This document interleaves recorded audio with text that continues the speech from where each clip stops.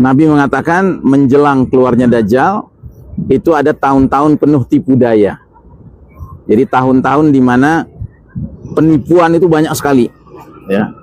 Dan cirinya adalah bahwa justru orang yang bicara benar itu didustakan, dan sebaliknya orang yang berdusta itu dibenarkan. Nah, kalau kita lihat fenomena dunia kita sekarang, itulah zaman kita sekarang ini. Zaman di mana media massa resmi itu biasanya orang yang bicara baik dan benar itu di framing, ya, digambarkan sebagai pengacau, ya, pembicara pembual, ya. Dan sebaliknya justru orang-orang yang banyak berdusta itu dielulukan, ya, ditinggikan. Nah, makanya ujung terakhir dari hadis tadi adalah Nabi bersabda, lalu muncullah di tengah-tengah masyarakat kelompok Ruwaibidah. Maka sahabat bertanya, apa itu Ruwaibidah? Kata Nabi, Ruwaibidah itu orang-orang fasik, orang-orang bodoh yang berbicara tentang urusan orang banyak, begitu. Nah, kalau boleh kita menggunakan istilah zaman sekarang, mungkin Ruwaibidah itu ya seperti buzzer-buzzer itulah. Mereka dihadirkan dalam berbagai kesempatan-kesempatan penting, seminar, ya kan, berbicara, tapi sesungguhnya pembicaraan mereka itu tidak bisa dipertanggungjawabkan. Karena sesungguhnya mereka tidak berbicara dengan ilmu yang benar, ya. Karena kalau dalam bahasa ayat atau bahasa hadis, kalau disebut ilmu, itu biasanya yang dimaksud adalah al-ilmu anil haq, ilmu tentang kebenaran. Bukan ilmu dalam arti umum, ya. Jadi ilmu sosiologi, ilmu politik, ilmu ekonomi. Apalagi sekarang fondasi keilmuan yang berlaku di dunia modern ini, fondasinya kan tidak kembali pada Quran dan Sunnah, tetapi fondasinya adalah pikiran-pikiran liberal barat, ya. Jadi seperti kita belajar ekonomi misalnya, ya, ekonomi ini nggak ada batasan antara mana ekonomi yang hak, mana ekonomi yang batil, kan, nggak ada kejelasannya.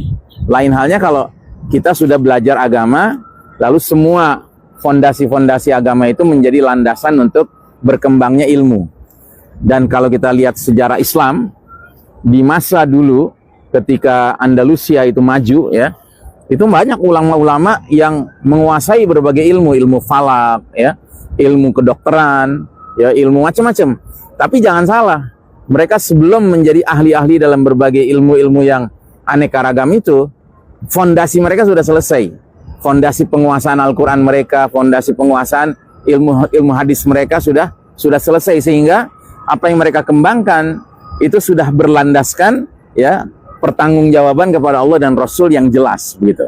Tapi kan kita sekarang hidup di zaman di mana memang Barat yang memimpin dunia ini, sehingga banyak sekali ilmu-ilmu yang kaitannya keduniaan yang sebenarnya kita masih pertanyakan, ini bisa begitu saja kita terapkan atau sepatutnya kita mengkritisi, ya. Ya kayak contoh lah, misalnya ekonomi sekarang kan yang sadar tidak sadar berkembang ekonomi ribawi, kan. Ekonomi ribawi ini kalau dalam kacamata Islam nggak bisa ditawar sebenarnya. Sesuatu yang bahkan dalam bahasa surat Al-Baqarah itu Allah menggunakan kalimat fa'zanu biharbim minallahi wa rasulih. Kalau kalian tidak tinggalkan riba, Allah dan Rasul memerangi kalian, ya. Sehingga bagaimana ada keberkahan di dalam ekonomi seperti demikian, begitu. Nah, begitu juga misalnya dalam dunia katakanlah politik, ya. Politik itu kalau fondasi Islam itu jelas bahwa perpolitikan itu ujung terakhir ketaatan itu kepada siapa? Kepada siapa? Kepada Allah Subhanahu wa ta'ala.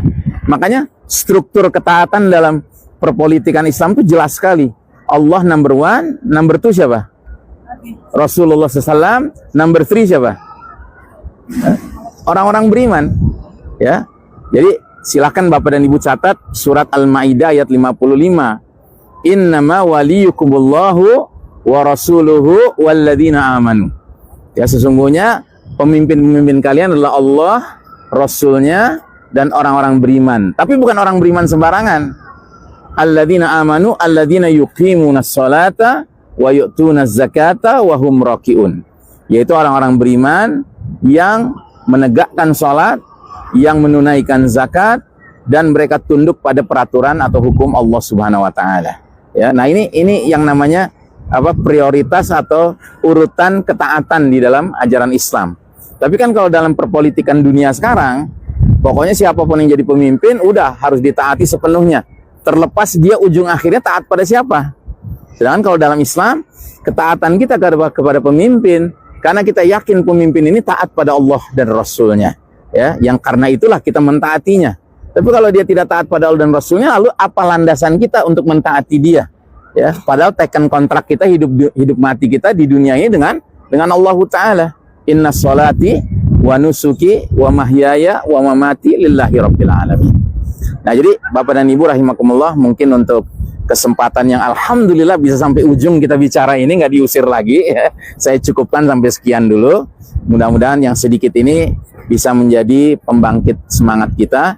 Insya Allah nanti di Kebun Korma, ya Ustadz Aklif, ya, kita bisa lebih panjang lagi, dan saya akan masuk kepada pembahasan Dajjal yang agak lebih panjang, ya. Tapi kali ini saya baru membahas sedikit saja hadis Nabi tentang zaman menjelang keluarnya Dajjal. Dan kenapa saya membicarakan ini sekarang?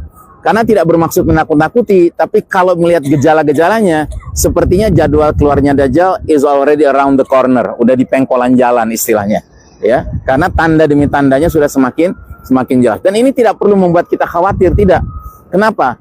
Karena sebelum keluarnya Dajjal, justru kejayaan Islam itu akan muncul terlebih dahulu.